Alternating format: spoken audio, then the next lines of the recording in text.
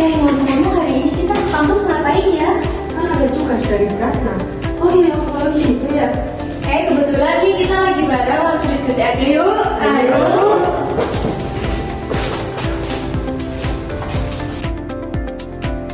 Teman-teman, kalian udah tahu mengenai teknologi nggak?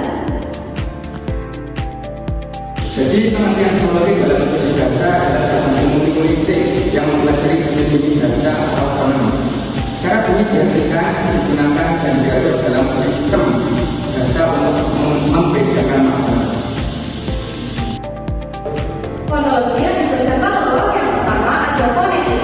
Fonetik adalah cabang studi fonologi yang mempelajari bunyi bahasa tanpa memperhatikan apakah bunyi tersebut mempunyai fungsi sebagai pembeda makna atau tidak. Fonetik dibagi menjadi tiga. Yang pertama ada fonetik artikulatoris, fonetik akustik, dan fonetik audiotoris. Dan yang kedua ada fonemik, merupakan bagian dari fonologi yang mempelajari bagaimana bunyi bahasa berperan penting dalam membeda makna kata. Kan tadi fonologi cakup ilmu linguistik dan hubungan fonologi dengan bidang linguistik itu apa sih? Jadi hubungan fonologi dengan bidang linguistik lain terdapat tiga. Yang pertama, fonologi dengan morfologi.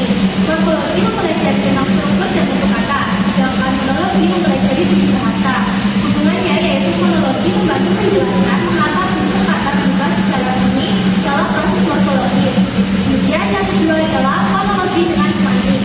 Semantik mempelajari tentang makna kata atau kalimat. Hubungannya dengan fonologi yaitu untuk membedakan makna melalui sistem bunyi. Yang ketiga adalah fonologi dengan fonetik. Fonetik mempelajari tentang bunyi bahasa secara fisik, sementara fonologi mempelajari bunyi dalam bahasa untuk membedakan makna. Hubungannya, fonetik menyediakan data tentang bunyi, dan fonologi menganalisis data bagaimana bunyi-bunyi tersebut bekerja dalam bahasa. Selain hubungan fonologi dengan bidang linguistik lain, ada juga loh hubungan dengan bidang luar linguistik. Yang pertama, pendidikan. Fonologi sangat penting dalam pendidikan bahasa untuk menghasilkan penguasaan pelafalan dan pemaknaan kata oleh pembelajar. Yang kedua, klinis. Fonologi khususnya fonetik memberikan dasar untuk penanganan dan diagnosis gangguan bicara dan pendengaran pada anak. Ini hubungan fonologi. Fonologi adalah bagian dari ilmu bahasa yang fokus pada sistem bunyi dan penanganan suatu bahasa. Sedangkan fonetik fokus pada bunyi bahasa secara lebih umum. Memahami fonologi membantu mengerti bagaimana bunyi-bunyi tersebut berperan dalam membentuk dan membedakan makna, serta bagaimana mereka berinteraksi dengan komponen bahasa lainnya. Yaitu memahami struktur bahasa, menjelaskan bagaimana bunyi dalam suatu bahasa diorganisasi dan diatur. Yang kedua, menganalisis pola bunyi, mengidentifikasi unit bunyi, fonem dan alofon yang digunakan dalam bahasa dan pola yang terbentuk dari bunyi tersebut. Yang ketiga, menjelaskan fungsi bunyi, menjelaskan bagaimana bunyi bahasa berperan dalam membentuk makna dan bahasa yang membedakan kata. Apa sih manfaat dari fonologi?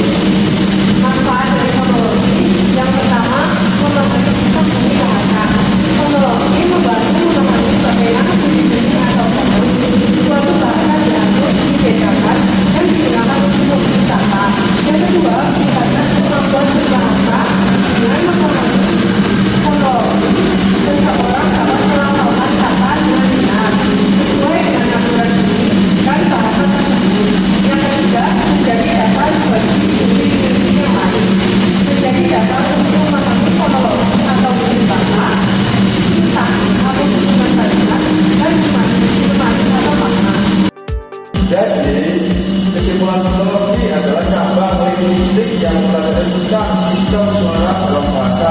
termasuk struktur, distribusi, dan realisasi suara-suara bahasa. Fonologi mempelajari bagaimana suara-suara bahasa diproduksi, dipersepsikan, dan digunakan dalam komunikasi. Dengan demikian, fonologi merupakan fondasi penting dalam studi bahasa karena membantu kita memahami bagaimana bahasa digunakan sebagai alat komunikasi yang efektif. Berikut adalah materi tentang fonologi dalam studi bahasa. Kalau kalian mau tahu lebih lanjut tentang materi tersebut, langsung aja join ke kampus STIN Mahasiswa Banjarnegara. Di sini juga banyak beasiswa, terutama beasiswa itu kuliah. Yuk langsung aja join ke kampus STIN Mahasiswa Banjarnegara. Do you ever wake up and you say, I don't want to do it today? I fight against my mind. Yes, sometimes it's happened. We are all human beings. We are not happy every day. It's normal. It's part of us. What do you do to overcome that? I fight against that. You know, it's the big challenge. It's when you're not willing to do something, but you have to do it. Our mind, it's a box of surprises, and you have to challenge yourself to be consistent. You like to go to the gym every day? Of course no. It's not true. Nobody likes to go to the gym every day. But you have to do it.